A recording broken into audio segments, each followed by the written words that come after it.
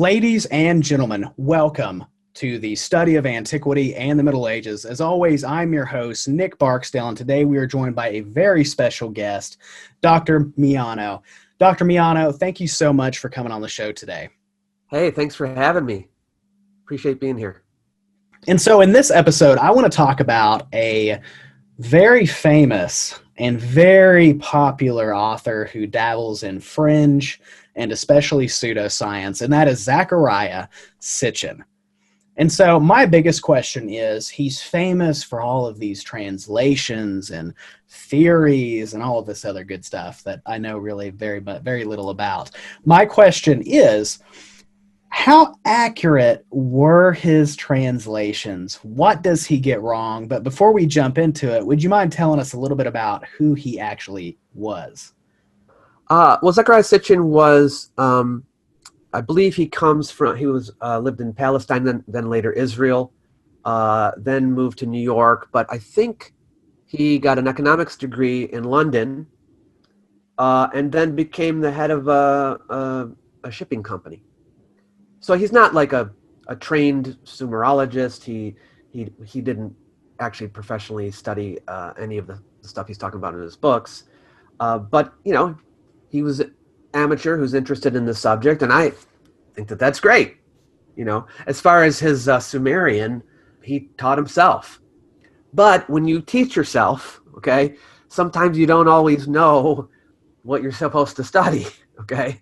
So personally, looking at his translations and things like that, I think he kind of did a half-assed job of teaching himself, because he doesn't take certain things into account that you would want to take into account when you're studying Sumerian. For example, we actually have dictionaries from ancient Mesopotamia. The ancient Mesopotamian scribes created dictionaries. Now, they have all kinds of lexical lists. That's just sometimes groupings of common words in their language, but some of them have an inventory of the word meanings, right? And it tells you in the languages that they used what the words meant. And he doesn't seem to avail himself of that information when he makes his translations. Like, for example, when he translated the word Anunnaki, right? Now, what did I told you that the word means of royal seed, okay? But he translates it to mean from heaven to earth came, right? Breaking down Anunnaki into components, and basically I think he just broke them into components, opened up a Sumerian dictionary, and then looked for those words, not really understanding the grammar of words or anything like that. So Anu, I think he says, means the heaven, right? Which is the god Anu, you know, who represents the sky. And Ki is the word for earth, representing the earth. And then Na he interprets as coming, to come. So heaven came to earth, something like that. But he's just like breaking it up into parts based on just whatever, you know, he wanted, and then looking up the individual words in the dictionary and then saying it means that without understanding how it was formed, or even understanding that the word Anunnaki isn't the original word, that Anunnaki is just an Akkadian translation of Anuna, and it's Anuna that he's supposed to be looking at. Anunnaki actually isn't Sumerian at all. It's Akkadian. And Anuna is Sumerian. But yeah, so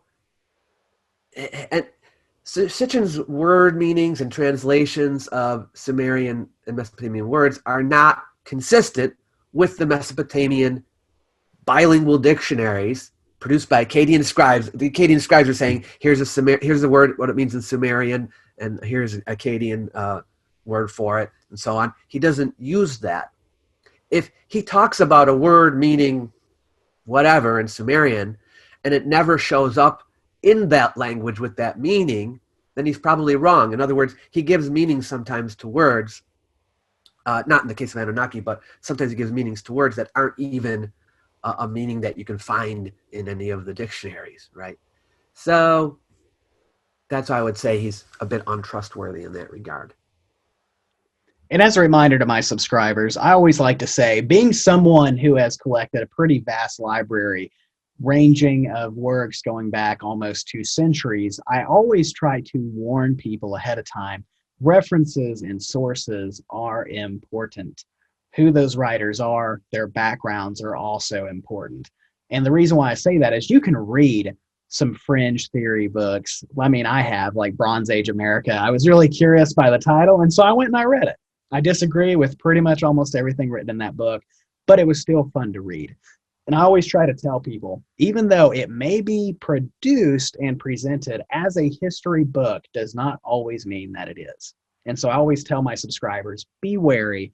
You can read a book and have fun without necessarily having to buy into it. Yeah, I think probably that's what most people do. Like, you probably noticed that a lot of these alternative history video channels get tons of views, lots of subscribers. But you have to wonder, does everyone who watches them believe in it? I mean, I watch them. I watch them for my own reasons because sometimes I want to debunk them. But sometimes people watch them for entertainment reasons, right? And so it doesn't necessarily, I hope, mean that every single person that watches them believes it. Maybe a large number of them are just kind of entertained by it.